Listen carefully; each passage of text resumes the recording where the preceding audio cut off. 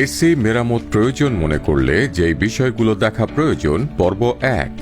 অনেক সময় সামান্য কারণেই এসি হয়তো ঠিকমতো সার্ভিস দেয় না কিংবা কখনো কখনো বন্ধ হয়ে যায়, তবে বেশ সহজেই হতে পারে এর সমাধান।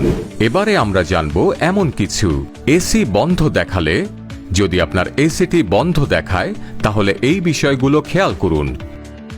ফিউজ কি পুড়ে গেছে? সার্কিট ব্রেকার কি অফ রয়েছে? পাওয়ার সুইচ ঠিক আছে কিনা? পূর্বে টাইমার অফ বা চালু করা ছিল কিনা? এসির যাবতীয় কেবলের সংযোগ ঠিক আছে কিনা? সিস্টেম ভোল্টেজ ঠিক আছে কিনা? হিটিং কুলিং এসিতে অনেক সময় ডিফ্রস্ট্রেশন হয়, এক্ষেত্রে কিছুটা সময় অপেক্ষা করুন। অনাকাঙ্ক্ষিত ঠান্ডা বা গরম হাওয়া।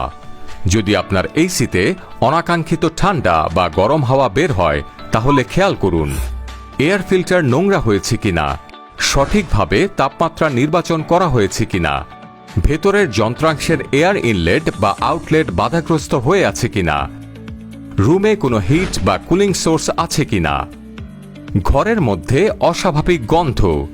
ভালো করে খেয়াল করুন ঘরের কোনো আসবাব, কাপড় চোপড় বা অন্য কোনো উৎস থেকে গন্ধ নির্গত হচ্ছে কিনা।